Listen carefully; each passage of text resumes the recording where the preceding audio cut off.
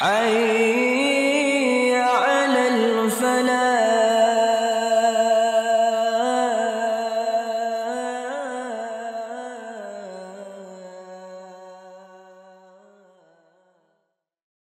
إن الحمد لله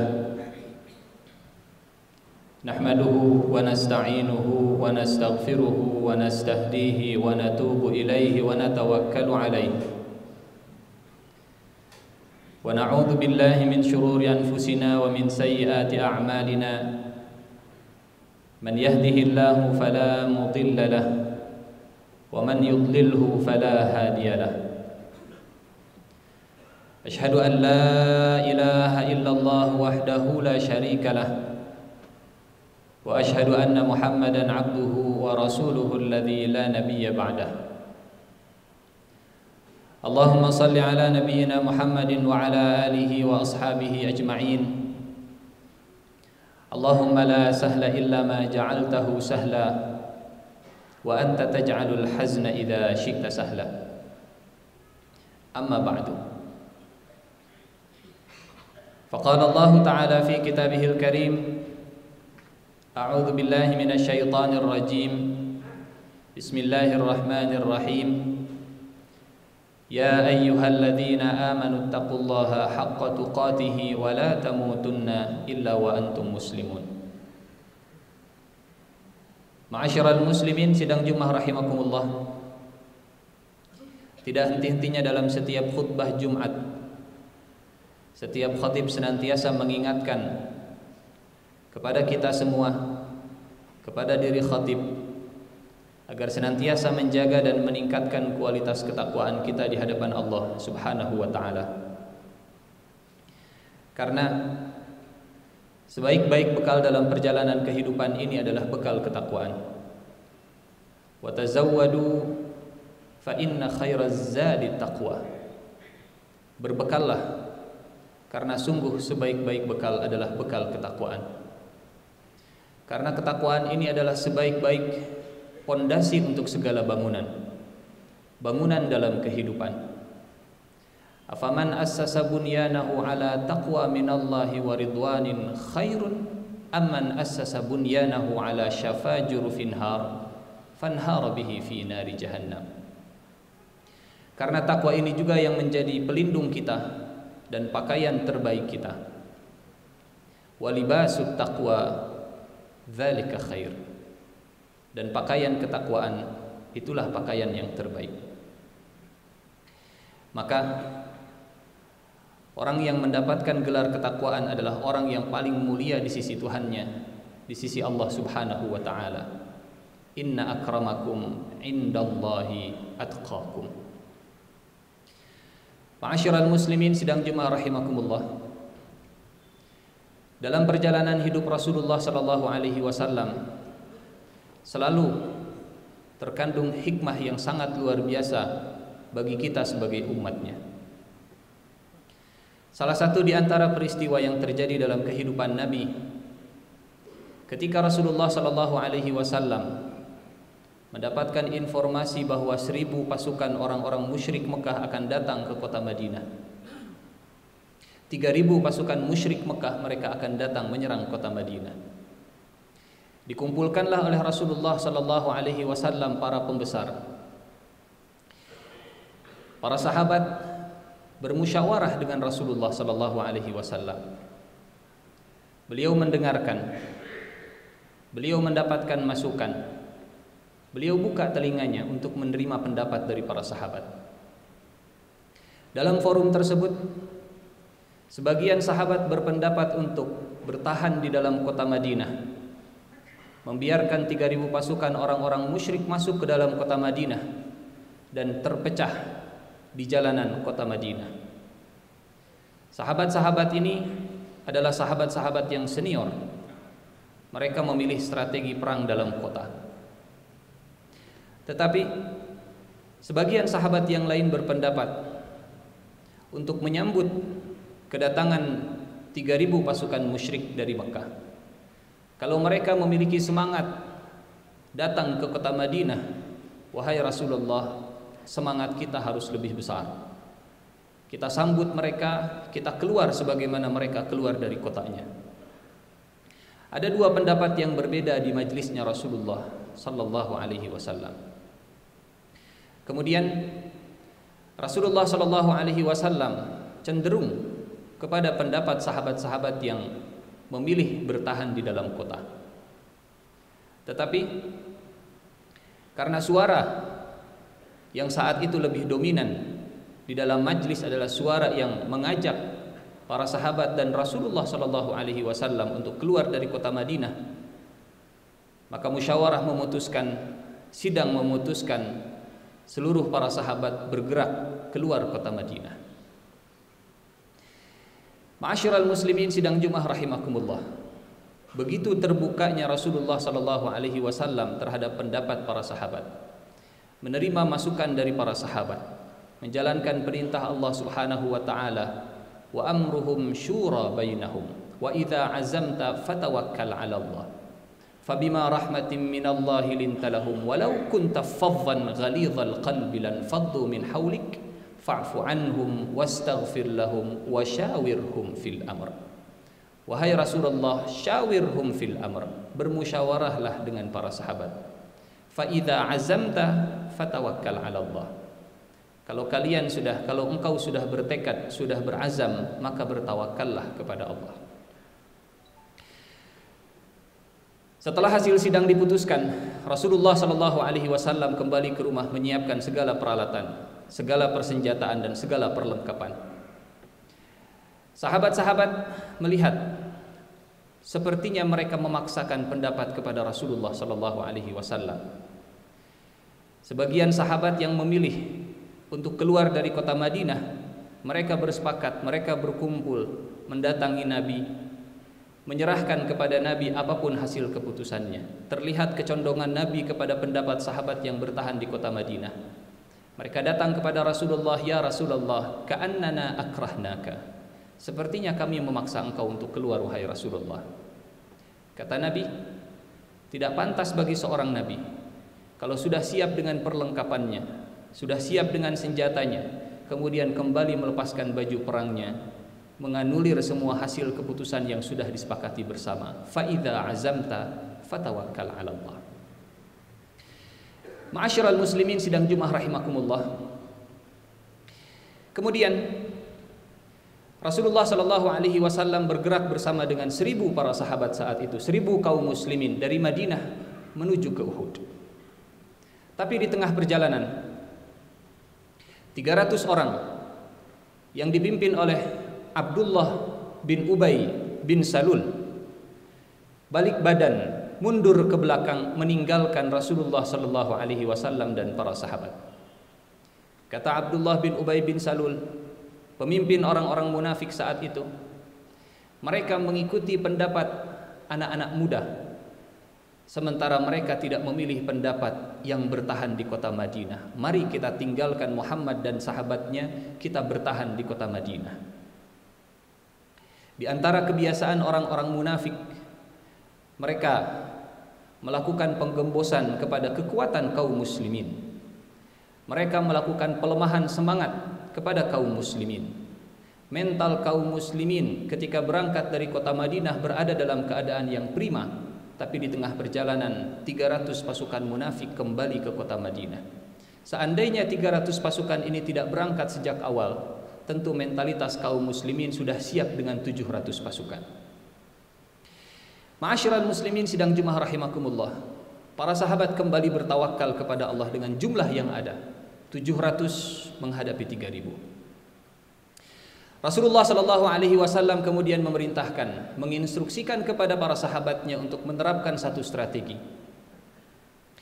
agar sebelah kanan pasukan kaum muslimin dilindungi oleh gunung Uhud, sebelah kiri kaum muslimin dilindungi oleh bukit, dan di bukit itulah Rasulullah menempatkan 50 orang pemanah.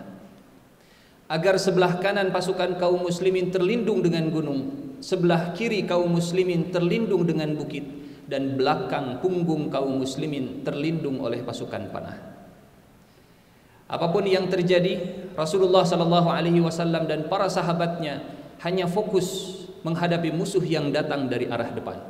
Kanan terjaga, kiri terjaga, dan belakang terjaga.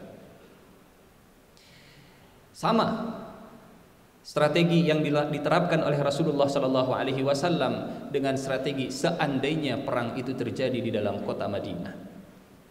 Ma'asyiral muslimin sidang Jumat rahimakumullah.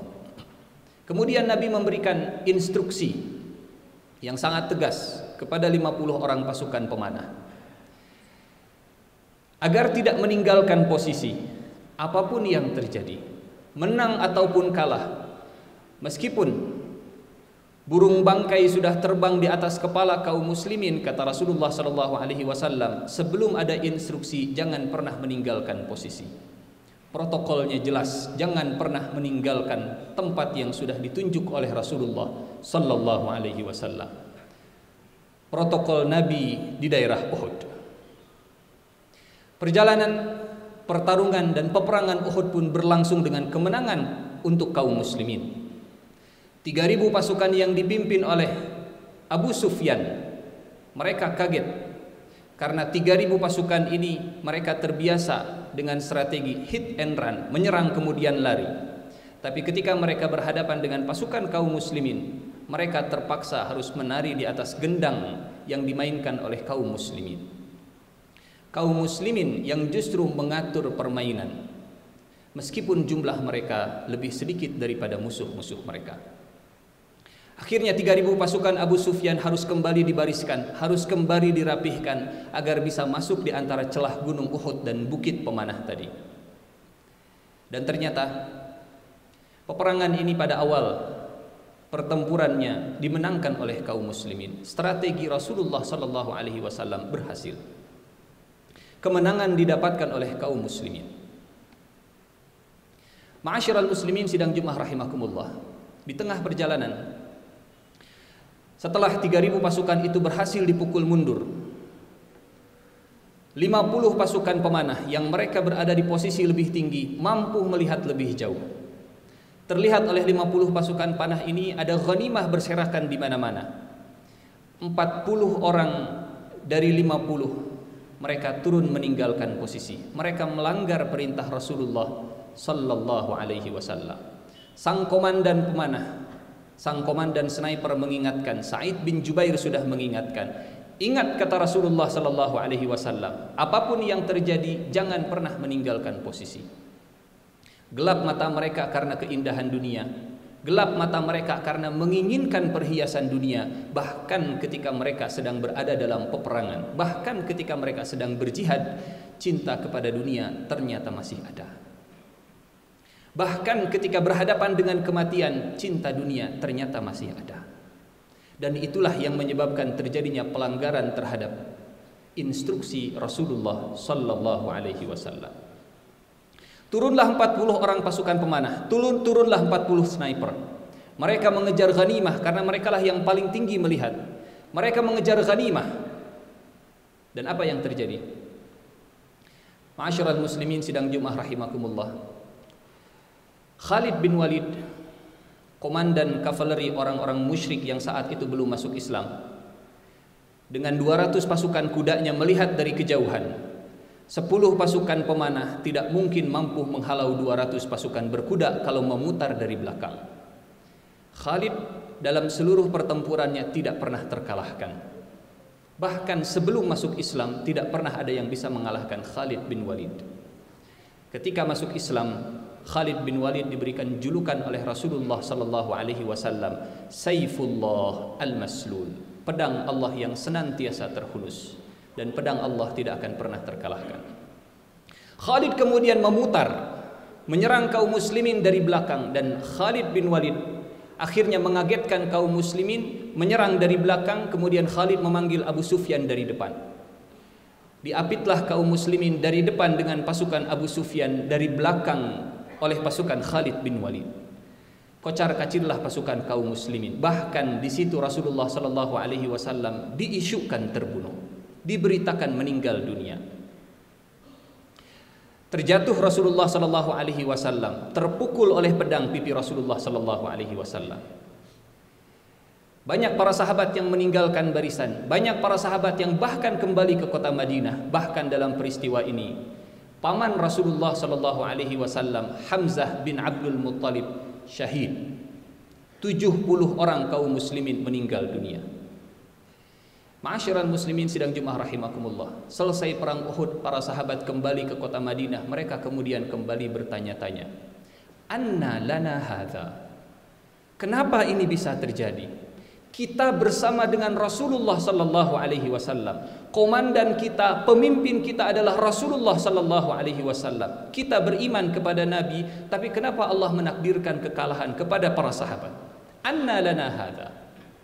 Surat Ali Imran menggambarkan pertanyaan para sahabat. Anna lana hadza. Dari mana, bagaimana kita bisa kalah? Bukankah Allah akan menolong orang yang beriman? Bukankah Allah akan menolong nabinya? Bukankah kemenangan itu milik orang-orang beriman dan para nabinya? Kenapa Allah menakdirkan kekalahan? Dijawab oleh Allah Subhanahu wa taala, "Qul huwa min indi anfusikum." Semua itu, kekalahan itu datang dari diri kalian sendiri. Ma'asyiral muslimin sidang Jumat rahimakumullah. Seandainya ada sebuah pertanyaan, kalau Nabi ada bersama kita hari ini, akankah Allah memberikan kemenangan kepada kita? Tentu dari peristiwa Uhud kita bisa menemukan jawabannya. Keberadaan Nabi bersama kita ternyata akan menyebabkan kehancuran ketika kita banyak melanggar perintah Rasulullah sallallahu alaihi wasallam. Kebersamaan Nabi seolah tidak memiliki dampak ketika umat Nabi melanggar perintah Rasulullah sallallahu alaihi wasallam. Bahkan yang melanggar perintah Rasulullah hanya 40 dari 700 pasukan. Secara persentase ini hanya 5% saja.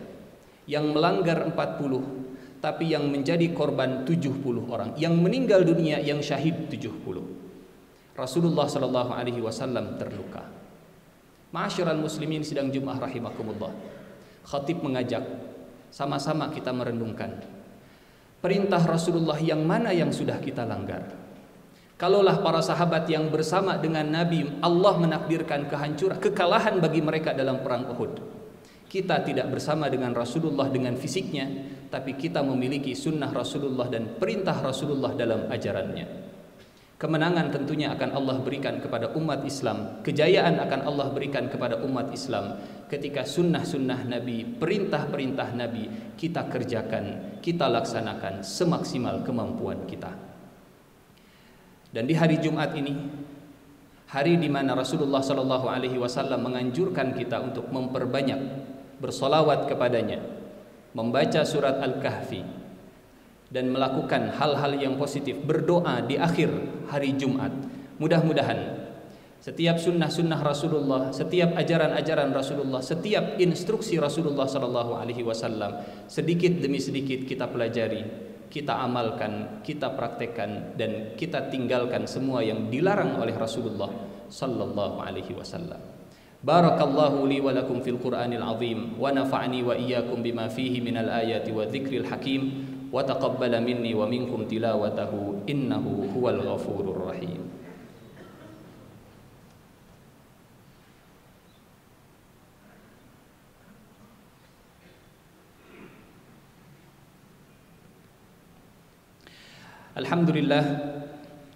Alhamdulillahi wa kafa, wassalatu wassalamu ala nabiyil mustafa habibina wa imamina Muhammadin sallallahu alaihi wasallam ahli sidqi wal wafa, amma ba'du.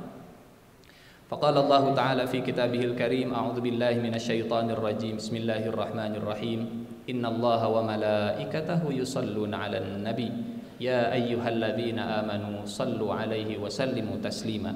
Allahumma salli ala Muhammad wa ala alihi wa sahbihi ajma'in. Amin amin ya rabbal alamin. Allahumma ighfir lil muslimina wal muslimat wal mu'minina wal mu'minat al ahya'i minhum wal amwat innaka sami'un qaribun mujibud da'wat ya qadhiyal hajat. Allahumma ighfir lana wa liwalidina wa li ikhwanina alladhina sabaquna bil iman wa la taj'al fi qulubina ghilan lil ladzina amanu rabbana innaka raufur rahim. Rabbana la tuzigh qulubana ba'da idh hadaitana wa hab lana min ladunka rahmah إنك أنت الوهاب. ربنا آتنا في الدنيا حسنة وفي الآخرة حسنة وقنا عذاب النار. وصلى الله على سيدنا محمد وعلى آله وصحبه وسلم والحمد لله رب العالمين. السلام عليكم ورحمة الله وبركاته. حي على الفلاح.